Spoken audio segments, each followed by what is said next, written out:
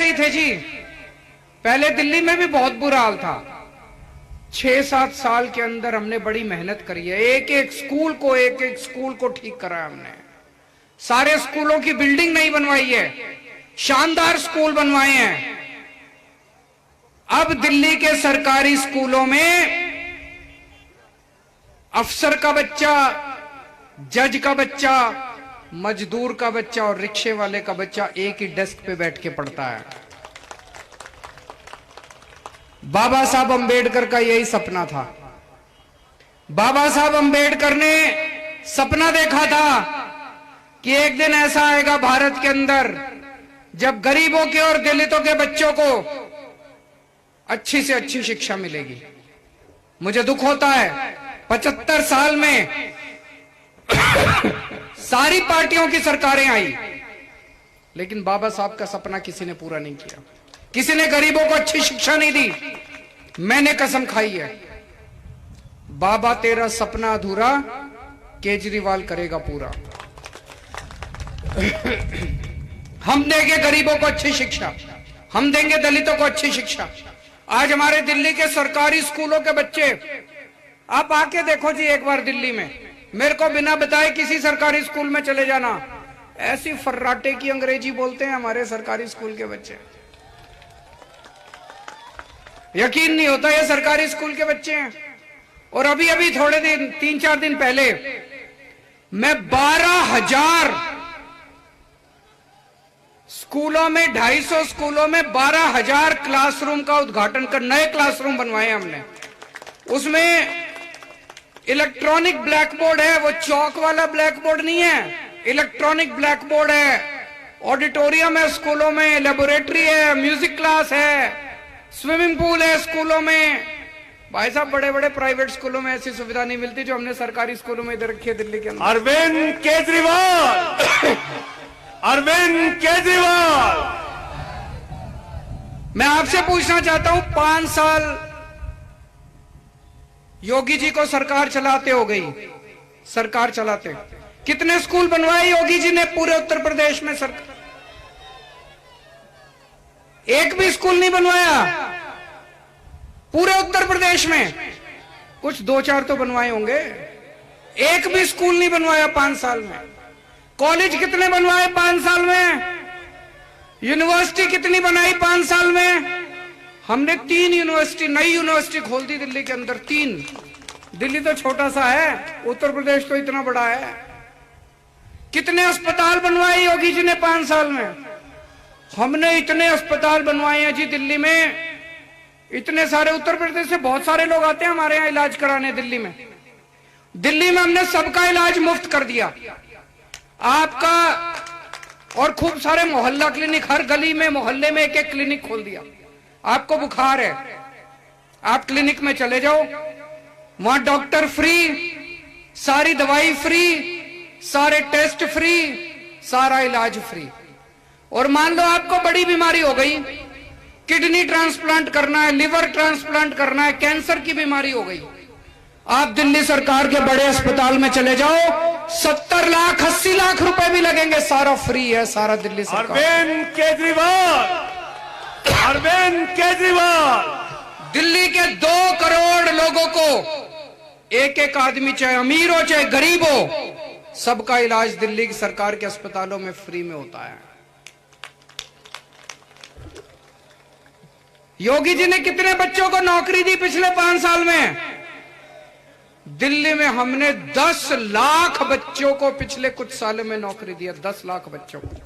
Website पे है सारा डेटा, देख लेना खोल के, 10 लाख बच्चों को। तो मैं हैरान हूं जान के, योगी जी ने ना तो कोई नया स्कूल खोला, ना कोई नया अस्पताल खोला, ना कोई डिस्पेंसरी खोली, ना कोई यूनिवर्सिटी बनाई, ना कोई कॉलेज खोला, ना कोई सड़क बनाई। उत्तर प्रदेश का बजट 5 लाख करोड़ है एक साल का, 5 लाख करोड़। तो भाई साहब ये पैसा गया कहां? सारा लूट लिया। ये पैसा गया कहां? इतना पैसा खर्च कहां करा? इतना सारा पैसा 5 लाख करोड़ एक साल में। ना कोई यूनिवर्सिटी, ना कॉलेज, ना स्कूल, ना अस्पताल, ना दवा, ना दारू, ना रोजगार, ना बच्चों को कुछ दिया। पैसा गया कहां भाई साहब इतना सारा? सोचने वाली बात है कि नहीं है?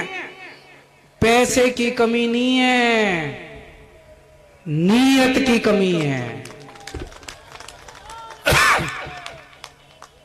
और ये 24 घंटे पता नहीं इनको आजकल क्या लत लग गई, सबको कहते हैं ये आतंकवादी, ये कह रहे केजरीवाल आतंकवादी है।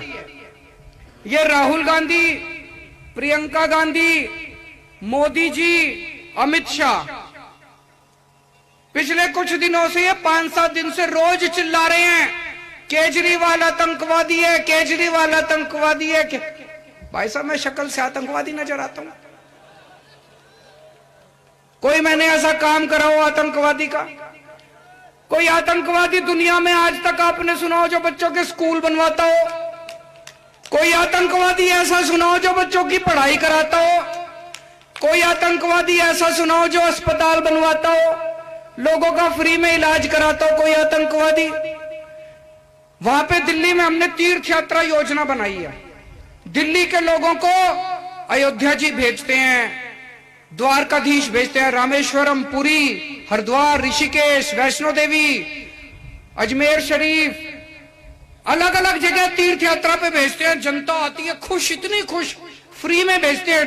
फ्री में ट्रेन, एसी ट्रेन जाती है, एसी होटल में ठहराते हैं जनता को और तीर्थ यात्रा करा के लाते हैं। बताओ जी कोई आतंकवादी ऐसा दुनिया में मिला हो जो फ्री तीर्थ यात्रा कराता है? अरविंद केजरीवाल भ्रष्टाचार का एक ही काल।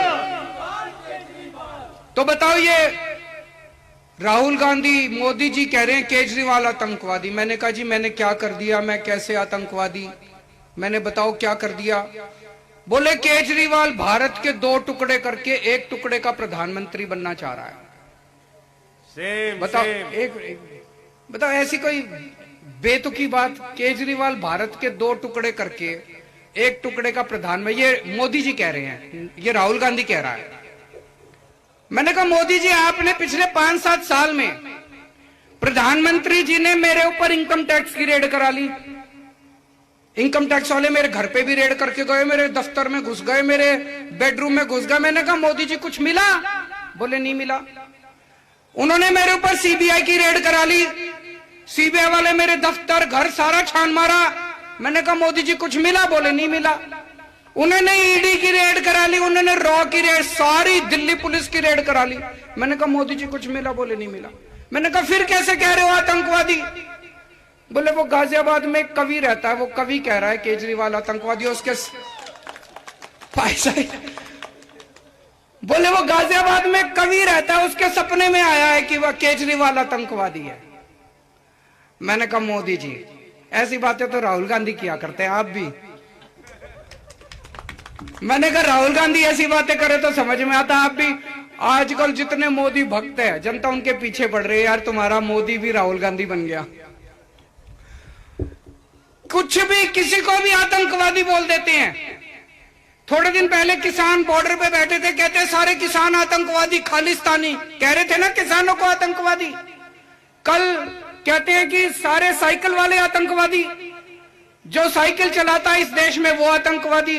ये जितने साइकिल चलाने वाले हैं ना, जितने गरीब लोग, इस बार जब बटन दबाने जाओ बता देना बीजेपी वाले आतंकवादी हैं कि साइकिल वाले आतंकवादी हैं। एक बार में ही बता देना, इस बार ऐसा बटन दबाना इनको पता चल जाए।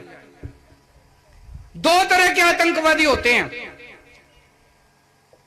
एक वो आतंकवादी होता है जो जनता में खौफ फैलाता है, और एक वो आतंकवादी होता है जो भ्रष्टाचारियों में खौफ फैलाता है।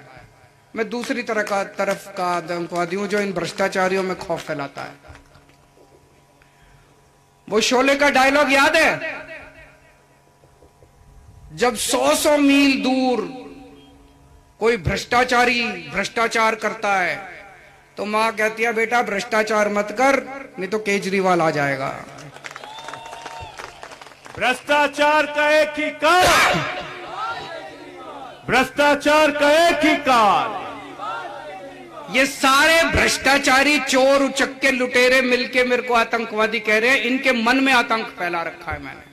100 साल पहले अंग्रेज भी भगत सिंह को आतंकवादी कहा करते थे। क्यों? क्योंकि भगत सिंह के नाम से कांपते थे अंग्रेज। खौफ फैला रखा था भगत सिंह ने अंग्रेजों के दिल में। उसका नाम से डरते थे, अंग्रेजों को नींद नहीं आती थी भगत सिंह के नाम से, उसको फांसी पे चढ़ा दिया। उससे बड़ा देशभक्त नहीं था भगत सिंह से बड़ा। आज ये 100 साल के बाद देश के सारे भ्रष्टाचारी मिलके मेरे को आतंकवादी कहते हैं, केजरीवाल आतंकवादी है। दोस्तों, दिल्ली के अंदर हमने बिजली मुफ्त कर दी। पहले खूब पावर कट लगा करते थे, 24 घंटे बिजली कर दी। बिजली 24 घंटे आती है और मुफ्त बिजली आती है, लोगों के जीरो बिजली के बिल आते हैं, जीरो। फोन करके पूछ लेना, दिल्ली में अपने रिश्तेदारों से, जीरो बिजली के बिल आते हैं। उत्तर प्रदेश में चाहिए? ऐसे नहीं चाहिए। हाथ खड़े करके बता दो, उत्तर प्रदेश में 24 घंटे बिजली चाहिए, जीरो बिजली के बिल चाहिए। ये केवल केजरीवाल कर सकता है और कोई नहीं कर सकता। ये जादू है भाई साहब, 24 घंटे बिजली और जीरो बिजली का बिल, ये जादू ही है और क्या है। नहीं, ये जादू केवल केजरीवाल को आता है और किसी भाई। आजकल सारी पार्टियां कहती घूम रही हैं, हम भी बिजली फ्री देंगे, हम भी बिजली फ्री देंगे। अरे 24 घंटे भी बिजली देनी है। ऐसे नहीं कि बिजली फ्री कर दी और बिजली आए ना, बिजली आनी भी चाहिए और फ्री भी आनी चाहिए। हमने दिल्ली में स्कूल अच्छे कर दिए, उत्तर प्रदेश में मौका दो, स्कूल भी अच्छे करेंगे। हमने दिल्ली में अस्पताल अच्छे कर दिए, मोहल्ला क्लिनिक खोल दिए, उत्तर प्रदेश में मौका दो, यहां भी करेंगे। हर महिला को हर महीने 1000 रुपए उसके अकाउंट में डालने की हमने गारंटी दी है। और जैसे दिल्ली में हमने बच्चों को रोजगार दिया, यहां भी बच्चों के लिए रोजगार का इंतजाम करेंगे। और जब तक उनको रोजगार नहीं मिलता, तब तक हर महीने उनको बेरोजगारी भत्ता दिया जाएगा।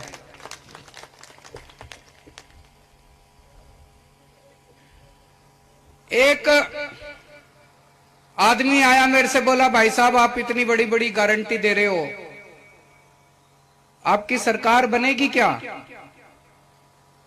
ये मन में आता है ना।